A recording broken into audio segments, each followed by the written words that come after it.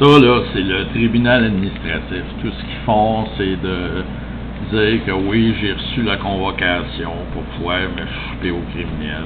C'est tout ce qu'ils ont dans la tête. La balance, ils n'en tiennent pas compte. Ils s'en foutent. Comme la balance du gouvernement. C'est à peu près ça. Vous allez entendre ce que j'ai à dire. C'est à peu près tout. Tout le long, tout ce qu'on me dit, c'est que, regarde, tu l'as reçu, c'est ton problème, tu t'es pas présenté, ça te tentait pas. Ça radote pendant quasiment une heure, puis je me suis dit, bon, la fin, c'est le meilleur. Madame Gagnon? Ben, moi, gardez, j'en ai, quand je vous dis que j'ai vérifié, puis quand elle dit que oui, moi, gardez, quand elle dit Maître Lompré, c'est un monsieur qui a de l'expérience. Oui, il y a de l'expérience, mais comment ça qu'il ne m'a pas montré ces documents-là, que j'ai ici présent, que j'ai montré à lui. Moi, je pouvais pas, comment je veux dire, je pouvais pas parler, je suis pas au courant. La seule personne qui pouvait parler, c'était lui. Puis comment ça pourquoi l'avez-vous? Comment ça, le Maître Lompré, quand elle dit un homme d'expérience, il est avocat, moi je suis pas avocat, c'est pas moi envoyer un offre de comparaître à Yves Garot. Pourquoi qu'il l'a pas fait? Pourquoi qu'ils m'ont pas appelé à la maison, dire, c'est-tu l'adresse à monsieur? Il pas me passer. Rien. Merci. Monsieur Garot, votre dernière conclusion. Je voudrais bien écouter ce que Mme m'a dit en faisant ses représentations. Vous dites, moi, je ne pouvais pas intervenir parce que je ne savais pas. Ben, moi, je ne suis pas avocate. Je ne sais pas comment ça je ne sais pas, c'est une demande d'envoyer. Je le sens en temps effet. Ah, OK. Je ne savais pas. Et l'autre question que vous me posez, c'est pourquoi Maître Lompré n'a pas envoyé un subpoena à M. Garot. Il aurait pu m'appeler. Il y avait mon numéro, M. Lompré.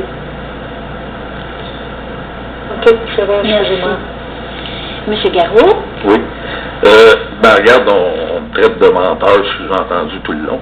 Moi, ce que je trouve comique, c'est que le gars, les 40 achats, c'est pas plus.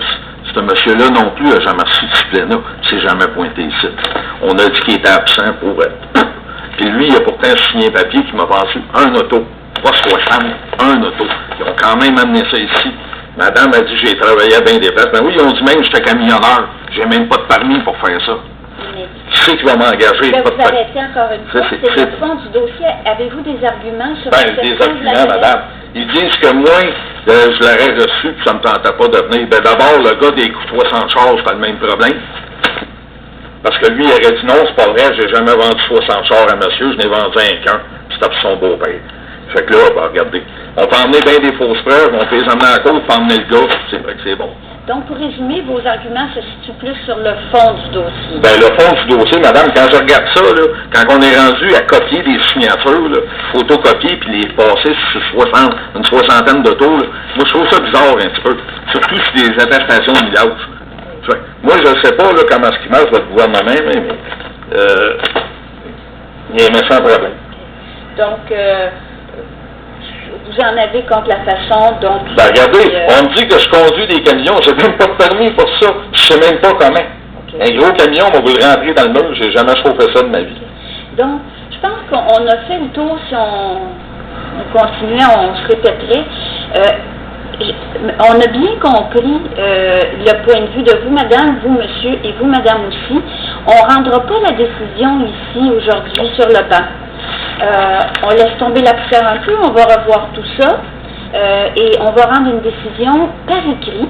Elle va vous être envoyée tous les deux à l'adresse que vous nous avez donnée, vous, monsieur, à l'adresse sur la rue Manceau. On a le code postal. Oui. 1635 Manceau, Longueuil. Ben, je vais vous le donner, je ne sais pas par cœur. J4K. 3 Est-ce que je peux vous demander une dernière question? Est-ce que, moi je vais finir mon affaire, est-ce qu'on peut vous rejoindre? J'avais laissé un message chez madame, puis vous deviez me rappeler, vous ne m'avez jamais rappelé. Est-ce que vous avez un numéro de téléphone? Non, pas réellement, c'est parce que ça coûte de l'argent. Vous n'avez pas.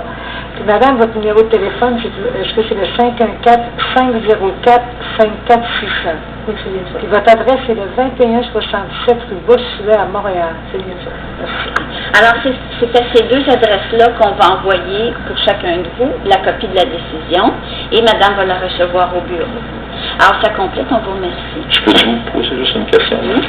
Le monsieur, le commerçant, là, avec les 60 fausses, Non, monsieur. lui, faut-il poursuivre le gouvernement? Je vous arrête tout de suite, là. Consultez un avocat, je ne vous donnerai pas de Ah, conseil. il faut aller voir lui.